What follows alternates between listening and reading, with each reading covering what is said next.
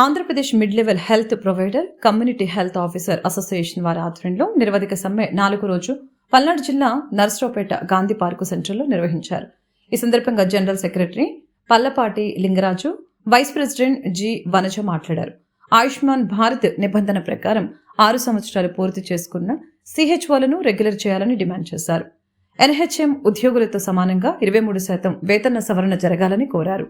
పని ఆధారిత ప్రోత్సాహకాలని క్రమబద్ధీకరించాలని, ఈపీఎఫ్ఓ పునరుద్ధరించాలని అన్నారు. క్లినిక్ అద్దె బకాయిలను వెంటనే చెల్లించి క్రమబద్ధీకరించాలని కోరారు.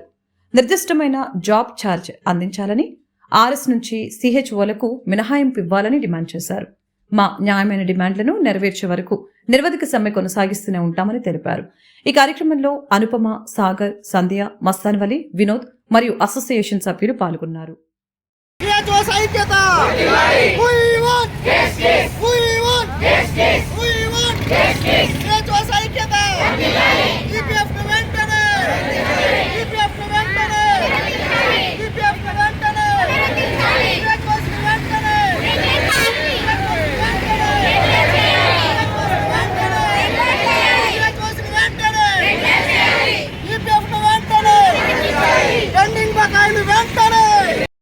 నా పేరు Lingaraju, community health officer join చేస్తున్నాను. ఈ డివిజన్లో జనరల్ సెక్రటరీగా ఉన్నాను.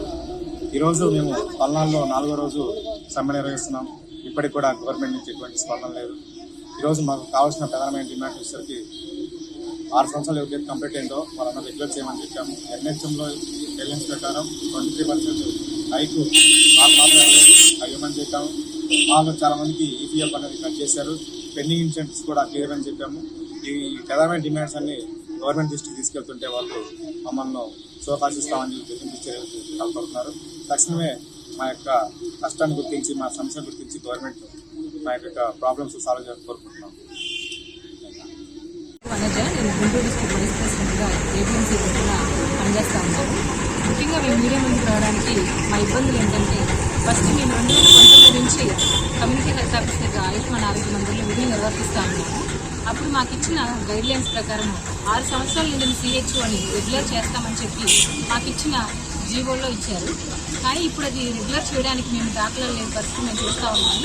ఇంకొక విషయం ఏంటంటే, ఈపీఎఫ్ మాకు 1 సంవత్సరం నుంచి కట్ చేయట్లేదు. ఎందుకు చేయట్లేదంటే దాని గురించి కూడా మాకు గవర్నమెంట్ సమాధానం లేదు. మేము ఈపీఎఫ్ను కూడా పునరుద్ధరించాలని అడుగుతూ ఉన్నాము. మా సిహెచ్ఓస్ కూడా 6 సంవత్సరాలు నిండిన వారు రెగ్యులర్ చేయాలని మేము కోరుకుంటా ఉన్నాము.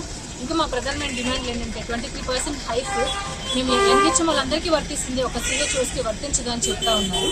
దానికి మేము కారణం అడిగితే మీకు 40,000 ఇన్సెంటివ్స్ వేస్తున్నాము, 50,000 వేస్తున్నాము, అదే ఇన్సెంటివ్స్తో కలిపి అని చెప్తున్నారు.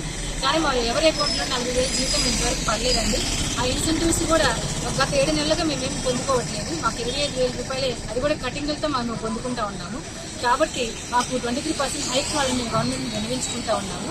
అంతేకాకుండా చాలామంది మేము ఇబ్బందులు పడతా ఉన్నాము. ఈ ఇబ్బందులన్నీ గుర్తించి మా గవర్నమెంట్ వారు సహకరించి మా న్యాయమైన డిమాండ్ తీర్చాలని కోరుకుంటూ వినియోగించుకుంటా ఉన్నాము.